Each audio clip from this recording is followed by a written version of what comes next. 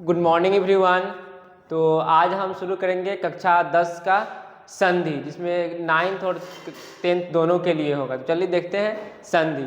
सबसे पहले हम लोग जानेंगे संधि की परिभाषा के बारे में। तो हम लोग जानते हैं कि दो वर्णों के मेल से जो विकार या परिवर्तन होता है उसे संधि कहते हैं। दो वर्णों के मेल से, यानी कि संधि में वर्णों का मेल होता है, दो वर्णों का मेल होता है, जो विकार या परिवर्तन होता है उसको क्या कहते हैं? संधि कहते हैं। वही लिखा गया है कि संधि का शाब्दिक अर्थ होता है मेल, मेल या जोड़। संधि का जो शाब्दिक अर्थ होता है वो होता है मेल या जोड़। तो इसको समझ सकते हैं संधि का शाब्दिक अर्थ में। संधि का शाब्दिक अर्थ है मेल या जोड़ होता है। अतः दो निकटवर्ती वर्णों के संयोग से जो विकार या परिवर्तन होता है उसे संधि कहते हैं। उदाहरण के लिए हिमालय, तो हिम जो राल है इसमें दो वर्णों का मेल हुआ है। यहाँ पे जैसे हिम में आता है आपका अ और आलय में आता है आ, और अ और आ मिल के बनता है आ। तो यही कहा है कि दो वर्णों के मेल से क्या होता है? विकार उत्पन्न होता है, उसे ही संधि कहते हैं। तो अपना भाषा में हम संधि का परिभाषा याद रख सकते हैं कि दो वर्णों के मेल से जो विकार या परिवर्तन होता है उसे संधि कहते हैं। संधि के तीन प्रकार होते हैं: स्वर संधि, व्यंजन संधि, विसर्ग संधि। अब चलते हैं स्वर संधि को हम लोग पढ़ते हैं। स्वर संधि किसे कहते हैं? तो स्वर वर्णों के मेल से जो विकार या परिवर्तन होता है उसे स्वर संधि कहते हैं। यानी कि स्वर संधि में स्वर वर्णों का मेल होगा। जैसे कि यहाँ पे जो आपका लिखा हुआ है हिमालय, ये स्वर संधि है। जैसे कि अ जो आ बना है इसमें स्वर बन रहे हैं, इसमें अ भी स्वर और आ भी स्वर है। महेंद्र, महेंद्र में क्या होगा? तो ई, इसमें होगा ई जोड़ ई, और दोनों मिलकर क्या बनेगा? बड़ी ई। तो ये दोनों स्वर संधि का उदाहरण है। इसमें स्वर वर्णों का मेल होता है, उसे स्वर संधि कहते हैं। स्वर संधि के 5 प्रकार होते हैं। स्वर संधि के कितने प्रकार होते हैं? 5 प्रकार होते हैं: दीर्घ संधि, गुण संधि, व्यंजन संधि, यन संधि और अयादि संधि। पहले संधि के 3 प्रकार हम देख लिए, स्वर संधि, व्यंजन संधि और विसर्ग संधि। अब एक एक करके पढ़ेंगे हम लोग स्वर संधि। तो सबसे पहले जानेंगे कि स्वर संधि के प्रकार के बारे में। तो स्वर संधि के 5 प्रकार होते हैं। इसमें दीर्घ संधि है, गुण संधि है, वृद्धि संधि है, यन संधि है और अयादि संधि है। तो सबसे पहले पढ़ते हैं दीर्घ संधि के बारे में। दीर्घ संधि क्या होता है? तो दीर्घ संधि में समान स्वर का मेल होता है। इसमें हमेशा समान स्वर आता है। जब हम संधि विच्छेद करेंगे तो इसमें समान स्वर, अ आएगा तो उधर भी अ आएगा, आ आएगा तो उधर भी आएगा, यानी कि इसमें समान स्वर होता है। समान स्वर को कहते हैं दीर्घ संधि। देखिए समान स्वर को क्या कहते हैं? दीर्घ संधि। तो इसका परिभाषा हम लिख सकते हैं कि समान परिभाषा हम इसका दे सकते हैं आपका कि दीर्घ संधि है। तो दीर्घ संधि किसे कहेंगे? तो इसमें समान स्वर का मेल होता है। किसका मेल होता है? समान स्वर का मेल होता है। तो यहाँ पे परिभाषा लिख सकते हैं कि समान स्वर का मेल होता है। समान स्वर का मेल होता है। कहने का मतलब है कि इसमें क्या होगा? अ, तो इधर भी होगा अ, यानी कि समान। अब बनेगा आ। अगर हम इधर लिखते हैं आ तो इधर भी होगा आ और बनेगा आ। इधर लिखते हैं अगर हम अ तो इधर भी हो जाएगा आ, दोनों समान है फिर भी बनेगा आ। उसी अगर इधर लिखते हैं हम आ तो इसका समान स्वर आएगा अ, फिर इधर भी हो जाएगा आ। इसमें समान स्वर। फिर ई वाला उसी तरह हम ई वाला बनाएंगे, ई जोड़ ई, ये बनेगा बड़ी ई। हमेशा दीर्घ बनता है, यानी कि इसमें दीर्घ स्वर होता है। समान स्वरों के मेल से क्या बनता है? समान स्वरों का मेल होता है इसमें, और दीर्घ स्वर बनता है। समान स्वर का मेल होता है जो दीर्घ स्वर बनता है। क्या बनता है? दीर्घ स्वर बनता है। हम लिख सकते हैं दीर्घ स्वर बनता है, दीर्घ स्वर बनता है। ई वाला भी हो जाएगा इसमें। तो इसी तरह इस तरह 4 हम बना लेंगे। फिर ऊ वाला भी बन जाएगा, ऊ जोड़ ऊ, ये बनेगा दीर्घ। फिर री वाला भी आपका बन जाएगा री, फिर जोड़ री, ये भी बन जाएगा, बनेगा दीर्घ री, दीर्घ री, दीर्घ री। तो समान स्वर के मेल से जब दीर्घ स्वर बनता है तो उसे कहते हैं हम दीर्घ संधि। इसका एग्जाम्पल जानेंगे दीर्घ संधि का। चलिए इसका एग्जाम्पल देखते हैं दीर्घ संधि का कौन कौन से एग्जाम्पल हो सकता है। तो दीर्घ संधि में, दीर्घ संधि का आपका एग्जाम्पल होगा, दीर्घ संधि में यहाँ पे लिख सकते हैं दीर्घ संधि।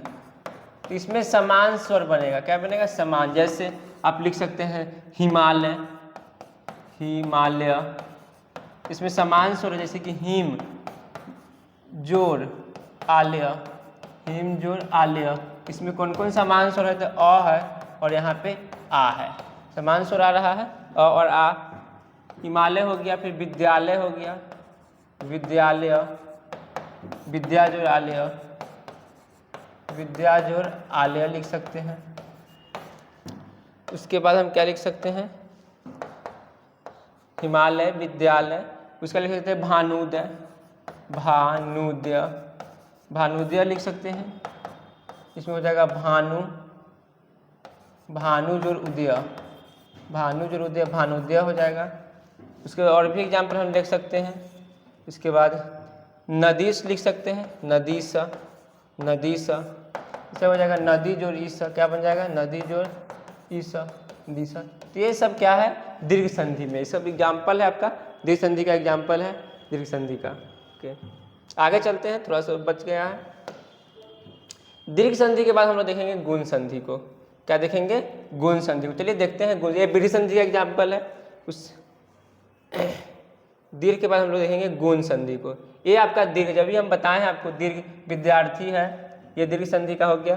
उसके बाद क्या, दीक्षांत, महात्मा, विद्यालय, अभीष्ट, रविंद्र, गिरीश, ये सब दीर्घ संधि का उदाहरण है। अब चलते देखते हैं गुण संधि को। गुण संधि में क्या होता है देखेंगे ध्यान से। गुण संधि, यदि अ आ, यदि अ आ के आगे ई और ई हो या उ और उ हो, तो री या री आते हैं, तो दोनों मिलकर क्रमशः ए ओ और, यानी कि ये तीन चीजें हैं। गुण संधि का जो आपका पहचान होगा ए ओ और, यानी ये मात्रा आपके गुण संधि के एग्जाम्पल में लगा हुआ रहेगा, ए ओ और, तो समझ जाना है कि ये गुण संधि होता है। संधि विच्छेद कैसे करेंगे, तो बस अ आ के आगे कोई भी स्वर आ सकता है, जैसे कि ई आ सकता है, उ आ सकता है, री आ सकता है, लेकिन बनेगा ए ओ और ही रहेगा आपके एग्जाम्पल में। तो इसके मात्रा के अकॉर्डिंग आप गुण संधि को पहचान सकते हैं।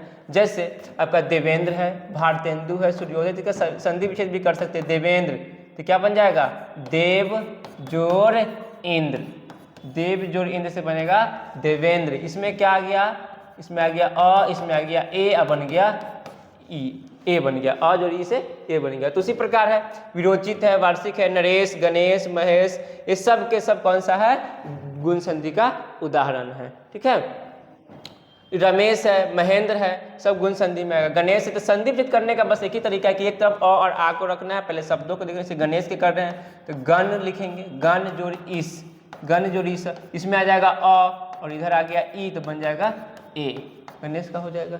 इस तरह समझ सकते हैं। इसके आगे देखते हैं वृद्धि संधि को। लास्ट है वृद्धि संधि, इसको देखेंगे, फिर उसके बाद दूसरे क्लास में हम पढ़ेंगे।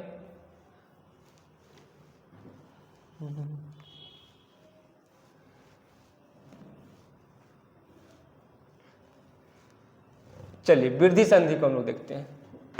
वृद्धि संधि, अ आ के बाद ए अ हो या ओ अ हो, अ आ के बाद ये दो बेस है, अ आ, एक तरफ अ आ होगा, दूसरी तरफ ए अ भी हो सकता है, ओ अ भी हो सकता है।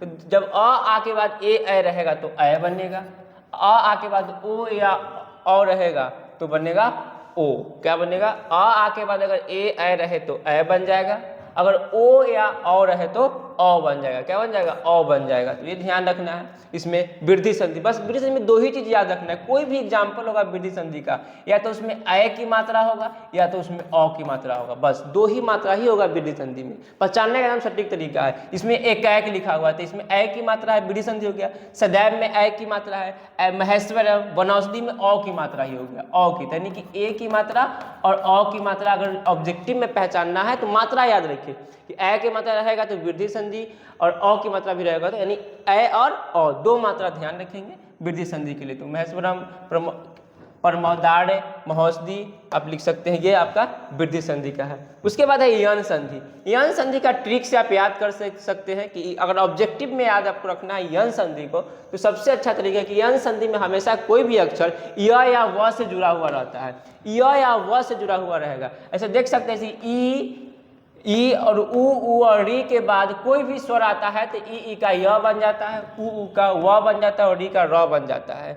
ऐसे अगर ऑब्जेक्टिव में याद रखना है कि ऑब्जेक्टिव में टिक कैसे लगा, तो बस याद रखिए कि य और व से जुड़ा रहेगा तो यन संधि होगा। इसी यन से सीधा यहाँ पे होगा कि यन, य से शुरू होता है तो इसके एग्जाम्पल में भी क्या होगा, य होगा, और व कहीं कहीं व भी होगा। जैसे कि स्वागत हो गया, स्वागत अगर हम लिखेंगे तो उसमें व हो जाएगा स्वागत, इसमें व आ जाता है। लेकिन मैक्सिमम में क्या रहता है आपका य रहता है, यन और इसमें एग्जाम्पल में भी य रहेगा, जैसे कि अत्यधिक है तो इसका अगर हम संधि भेद करेंगे तो बनेगा अति जोड़ अधिक, अति जोड़ अधिक, अत्यधिक हो जाएगा।